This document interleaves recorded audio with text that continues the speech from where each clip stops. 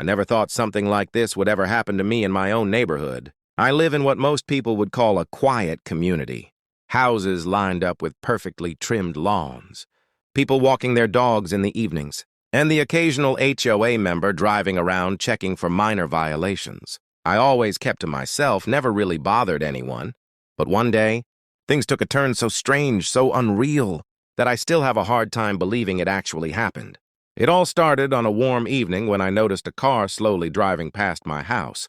Not once, but twice. It wasn't the usual security patrol car. This one was different. Dark-tinted windows, an old police-style spotlight attached to the side, and a logo on the door that looked almost official. The words HOA Enforcement were painted across it in block letters. Something about it didn't feel right. I brushed it off at first.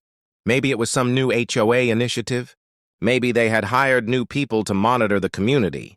But deep down, my instincts were telling me something was off. And my instincts aren't something I ignore easily, not after years of training as an FBI agent. That night, around 10 p.m., I heard a loud knock on my front door. Not a polite knock. This was aggressive, commanding, the kind of knock that instantly puts you on alert.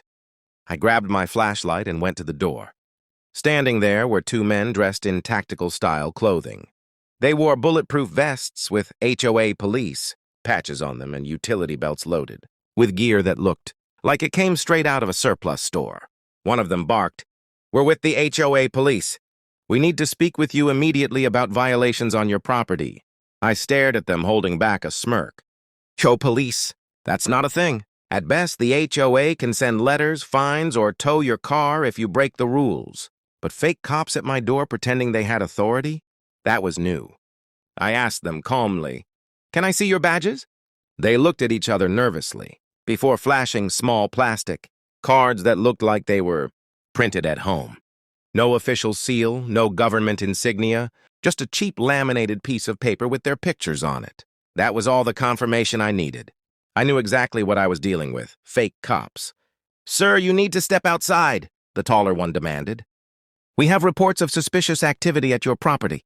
Failure to comply will result in immediate penalties." Now here's the thing. I could have played along. I could have let them dig their own graves by saying more nonsense. But the moment one of them rested his hand on what looked like a taser, I knew I had to act carefully. I kept my composure. "You boys picked the wrong house tonight," I said calmly. "Do you even know who you're talking to?" The shorter one smirked. "Doesn't matter. The HOA gave us full authority." That's when I pulled out my real badge. Not a cheap laminated card. A genuine FBI credential shining under the porch light. Their faces went pale. "You're under investigation for impersonating law enforcement officers," I said firmly. "Step back from my property. Right now." Instead of backing off, they panicked. The tall one shoved forward, trying to force his way into my house. That was their biggest mistake. I quickly sidestepped, grabbed his arm, and twisted it behind his back, pinning him against the wall with ease. My training kicked in automatically. Years of defensive tactics aren't something you forget. The other one froze, unsure of what to do. "Put your hands where I can see them," I ordered. But instead of complying, he pulled out a baton and swung at me. I ducked, released the first guy, and went straight for the second one, disarming him in seconds. The baton clattered onto the ground, and I kicked it out of reach. Both of them were breathing heavily now, their so-called authority stripped away in an instant. Within moments, I had them both restrained. I called local law enforcement, identified myself, and reported the situation. When the real police showed up, they were just as shocked as I was. The fake HOA cops had an entire car full of gear. Fake tickets, phony uniforms, even warning notices they had been issuing to other neighbors. The officers later told me these guys had been running a scam for months. They would intimidate homeowners, pretend to issue fines, and sometimes even demand cash payments on the spot to avoid penalties. Most people were too scared to question them, assuming they were some legitimate authority. But they picked the wrong target when they came to my house. Looking back, I can't help but shake my head. The arrogance of those men, thinking a couple of fake patches and a cheap car logo would make them untouchable. The truth is, authority isn't about uniforms or titles. It's about legitimacy, law, and justice.